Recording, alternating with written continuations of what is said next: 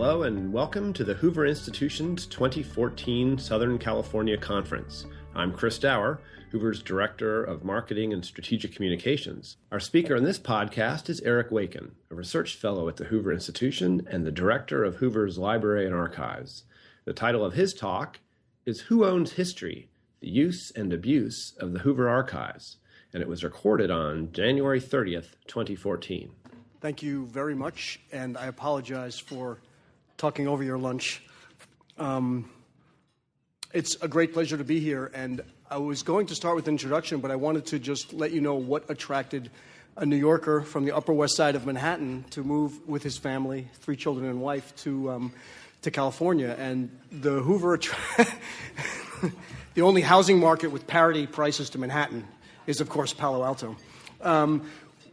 I knew from when I started studying for my dissertation the depth and value of the collections in the Hoover Library and Archives.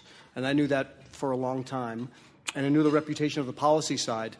And let me tell you, when I saw that the job for Director of Library and Archives was open, I couldn't jump fast enough to apply to come out here. And it's such a pleasure to be part of really helping to steward the legacy of the Library and Archives portion of the institution. It's just a fantastic experience. So thank you for letting me come. I have a brief presentation which I've called The Use and Abuse of the Hoover Institution's Library and Archives, which has some interesting stories. But before I get into that, I'm just going to do a brief few minutes on what's in the Library and Archives. What is it? And, why is it here? Why is it part of the institution? These are the words of Herbert Hoover. He said many, many things about the Hoover Institution, but you should know that it began as the Hoover War Library.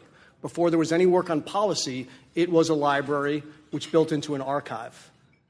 But under the idea, if you will, of Herbert Hoover, that it should point the road to peace, to personal freedom, and to the safeguards of the American system, we grew. And the original Hoover Institution was a lot of people doing research on the collections in the library, and that's grown to an enormous policy side which does research all over the world, not so much using the Library and Archives. I like to say the legacy, what we're about at the Library and Archives, is the legacy of history in America and around the world. We preserve, make available the most important material about political, social, and economic change in the world. And this is a legacy to future generations. You don't have to take my word for it or think I'm overusing the word legacy. In 1982, Ronald Reagan said, the institution's library and archives are a valuable national resource. And in that picture, you'll see President Reagan is receiving a copy of one of our posters. We have 120,000 posters in our collection. And President Reagan had spoken about a diary of a World War I soldier, which is represented in that poster. And when we heard of that, senior fellow Martin Anderson visited the White House and gave President Reagan a copy of the poster. So what I like to think we do is preserve this legacy. We compare ourselves, as you've heard, we collect around the world. We compare ourselves to our other institutions, and you heard from Colin, we're the second largest private archive of any kind in the United States.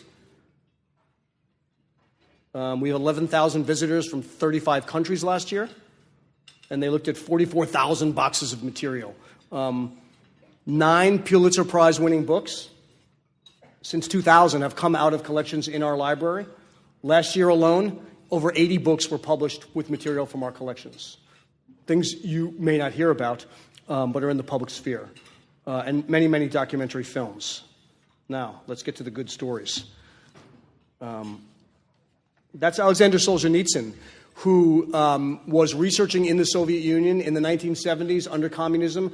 Hoover Library and Archives smuggled documents that we had in this country into the Soviet Union behind the Iron Curtain so he could work on his books. When he finally came out of the Soviet Union, he was kind enough to say, in my own country, Russia, I had no access to archival materials. Here, I have open access to the richest archival materials. And what I like to say about the archives is that we don't collect in support of or opposed to any policy. We collect history and in support of research. And if that research is on policy, that's great. And if that research is on Boris Pasternak being translated from Russian to Italian, that's great too. The point is that we are open to all comers, and as you'll see in a few of my stories, that has particular ramifications around the world. And were open to the public. And that's important when you think about what President Hoover said about the American way of life. It's open access and it's freedom. It's a free access to these ideas to make of what you may, even if the conclusions some people come from our collections are things that I find personally abhorrent, and you'll see that in one of these collections. We counter that by more use of free information and more correctives using the information we have in the archives. So I'm going to transition to 4 brief stories of how material in the archives have been used in policy, in exhibits, and in a few ways around the world, and then I'll open up for questions. So the first one I want to talk about is on Gulag, labor camps in the Soviet Union, going back in history. This is a map of forced labor camps in the Soviet Union. During World War II, the institution's archives received interview notes from thousands and thousands and thousands of Poles who were imprisoned in Soviet labor camps from 1939 to 1941 and 1942. And the Polish government in exile in London amassed this collection, donated it to the Hoover Library, and the interview notes were looked through and collated to see where labor camps existed in the Soviet Union. And then they published this map, which is a map of forced labor camps in the Soviet Union in 1947. It was called one of the most widely circulated pieces of anti-communist literature in the United States in the 1950s. That is an actual documentation of where people were held in forced labor camps. Now, many people come to the Hoover Archives today to use that very collection of survivors of labor camps. They don't care about the labor camps, they care about genealogy. And they want to know about their grandmother or their great-grandmother or great-grandfather because of the records of this collection. And what I like to do as the director of the Library and Archives is say that's wonderful. It's wonderful to use this material to document. It's horrible to use the material to document the terror of the Gulag. It's wonderful we have it for genealogists who want to use information about their family. And it's a powerful symbol of what we do at the Hoover. Come and look at it for your own purposes. So that's one story. I'm going to segue to a more recent story, but also vaguely about the Cold War, about Afghanistan.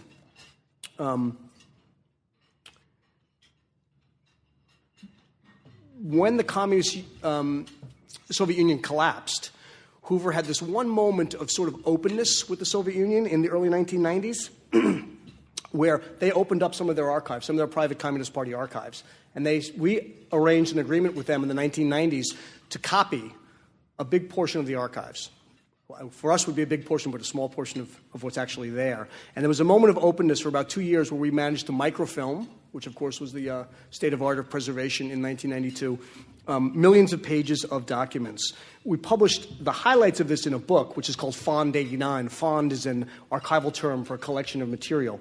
But the interesting thing about this material is that some of it is no longer available in Russia. Material opens up, we copy it, it closes down. You can only find it in the Hoover Library and Archives. And 2 Hoover fellows, Joe Felter and Katya Drozdova, study the records of the Soviet experience in Afghanistan. Joe Felter actually was in command of the ISAF Counterinsurgency Advisory Assistance Team in 2010-2011 in Afghanistan. And he went to the archives of the Hoover Institution to look at the records of the Soviet invasion and particularly the record of how the Soviets withdrew from Afghanistan. He mined these secret notes. By the way, the document on the right is labeled in Russian both top secret and special folder. So top secret corresponds to American top secret. Special folder would be essentially sensitive, compartmentalized information, a very high level of top secret. And it details what the Soviet Union should be considering in withdrawing from Afghanistan. Now, you know what we're going through in this country, in Afghanistan. Some of the things that the Soviets talked about were not unlike what we're going through. The documents go into minute detail about where they should be concerned at that moment in history, which highways to protect, where to provide food and logistics, who to assist with materiel, whether Soviet pilots should be flying Afghani planes, what kind of economic assistance to use. And what Joe Felter told me was that he briefed multiple senior military officials and other government officials on the Soviet experience of withdrawing from Afghanistan using this material as part of it. And to me, that's wonderful that we can provide that kind of service. At the same time, it's wonderful if a scholar wants to study some other aspect of the Soviet interaction in Afghanistan. I'll segue to my next story. Red Star over China. I had the pleasure of going to Shanghai about a month ago for a number of reasons. One was to give a talk at Fudan University. One was to meet a descendant of Chiang Kai-shek, about some diaries we have. But I thought while I was there, let me go to the Shanghai Municipal Archives, because they have asked us over the years to borrow materials to put in an exhibit. And again, as a library with open access, if the Municipal Archives in Shanghai asks for some copies, we give them to them, as we would anywhere else. But I thought, let's see how they're actually using them. So the exhibit is called, at the Shanghai Municipal Archives, Red Star Over China, which is the title of a 1937 book about the Communist Army. And what they've done is they've taken the material from some of our collections and other collections to show Chinese communists in the eyes of foreign journalists. Now, you might imagine they come to a very different conclusion about the value of the People's Republican Army, PLA, People's Liberation Army, than we might in the United States. They open with a celebration. This exhibition will provide us with an opportunity to go into the China under Red Star again and experience those heroic and magnificent years as recorded by foreign journalists. That's the entree to the exhibit. China's an amazing place, as you know, if you do business there, right? Amazing capitalist business society, in some way overlain by a society with a corrupt party apparatus that gets in the way. But anyway, so I looked at the exhibit, and they had this as the forward. We have these wonderful pictures in our archives of Chairman Mao. This is Mao, 1937, looking rakish with his cap tilted to the side.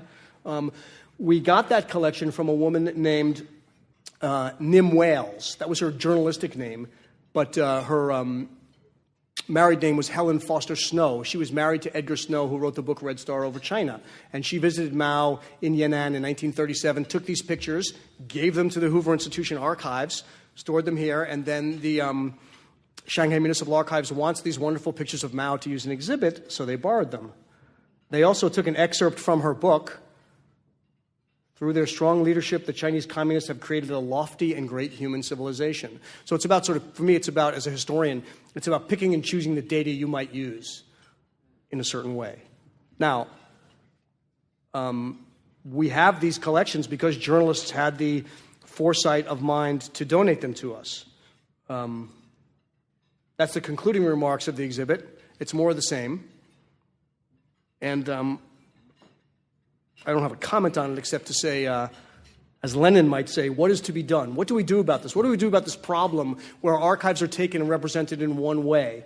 Well, I say we take and represent them in a different way, and we talk about why it's important that we have certain materials in the United States. So let me segue to my last story, which is a kind of corrective to the previous one. It's about the Luding Bridge, which is a bridge in China. But first I want to start with this famous painting. That's George Washington crossing the Delaware, painted by a German-American. It's in the Metropolitan Museum of Art. It's what I like to think of as a boy, when I was a boy anyway, one of the iconic paintings of American history. It's a fanciful portrait of George Washington crossing the Delaware, December 25th and 26th, 1776, painted by a German-American. There's all sorts of things wrong with it from a historian's perspective, but it doesn't matter. Iconographically, it's a wonderful painting. The original of that painting, painted in 1850, long after the Revolution, by a guy named Lutzi, went back to Germany. During World War II, that painting was destroyed by British bombers, 1942, in a bombing raid, which American historians like to joke that was their way to pay us back for the Revolution. There was a second copy of that painting. The second copy of that painting is in the Metropolitan Museum. So why is that important?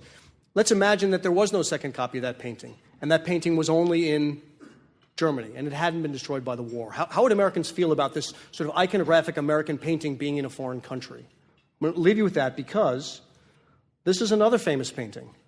This is one of the most important images of the Chinese Revolution. It's called the Luding Bridge. If you don't study Chinese, you may not know the story, but when Mao Zedong went on his historic retreat called the Long March up into the mountains of Yan'an, along the way, there was a famous battle, and it was quite a famous battle where there was a bridge made of giant chains of iron across a bridge, across a river, with planks on the bottom. It was built in 1701. And in the fight against the nationalists and the communists attacked the bridge from one side. The nationalists didn't want to blow it up, or their warlords didn't want to blow up the bridge because it had historic value. So they pulled up the planks from the bottom of the bridge.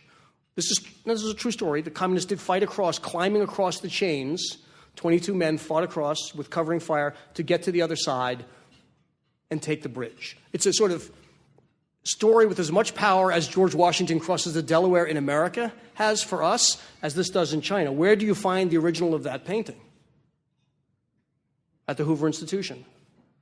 Now, how would you feel if the most iconographic, one of the most important images for your history of modern China was not in China but was at the Hoover Institution? How did it get there? Well, Helen Foster Snow, the woman who took the pictures of Chairman Mao, befriended the artist. The artist gave her his 26 sketches. His name is Huang Jin. And she took them back to the United States. She donated them to Hoover, and they're here. Now, no one would have seen them because we kind of kept them under wraps for a while. But it turned out that, let me go back before I go back there. It turned out that the Chinese ambassador to the United States got wind that we had these original iconographic things that had been reproduced all over China, and he wanted to see them. So he flies from D.C. to Stanford to look at them, not just for himself, because it turns out that a fellow named Dai Bingguo, who's the very high foreign affairs official in China, vice minister for foreign affairs, the equivalent to national security minister, a national security advisor, is married to the daughter of the man who did these paintings. So the ambassador flies to Hoover to look at them, flies back to D.C., calls China. Dai Bingguo comes over just to see these paintings. Now, his daughter, again, is the daughter of the artist. She has never traveled out of the country with her husband except for this trip. She told me, all of my life, I thought these paintings were lost. I've never traveled without my husband out of the country. I'm coming to Hoover to see these. The ambassador flies in. The foreign minister, Dai Bingguo, flies in. They come to look at the artwork. And, of course, there's the awkward question, well, how did you get these exactly? So, well, they were given to us by Helen Foster Snow. Well, how did she get them? Well, the artist, I'm sorry, your father gave them to her.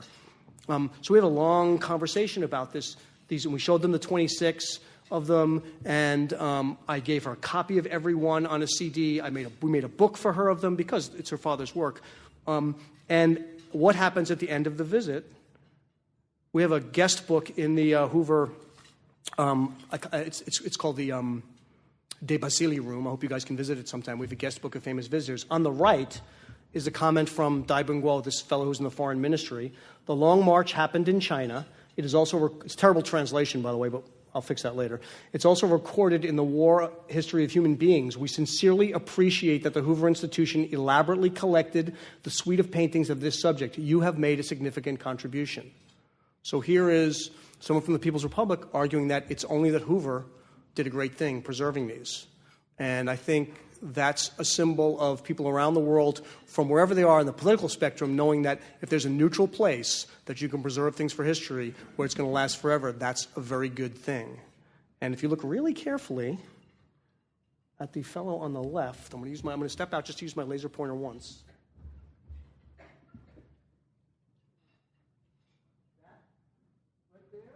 On the other side of the page is Jerry Yang from Yahoo.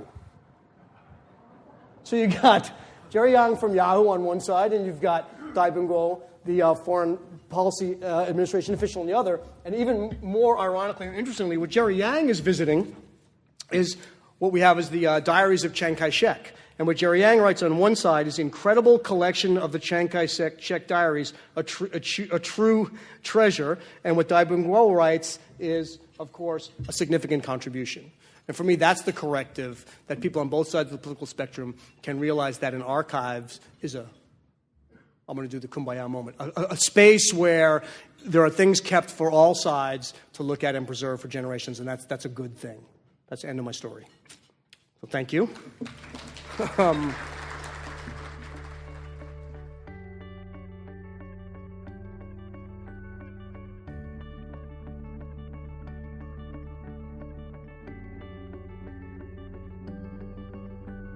This podcast is a production of the Hoover Institution. Thank you for listening.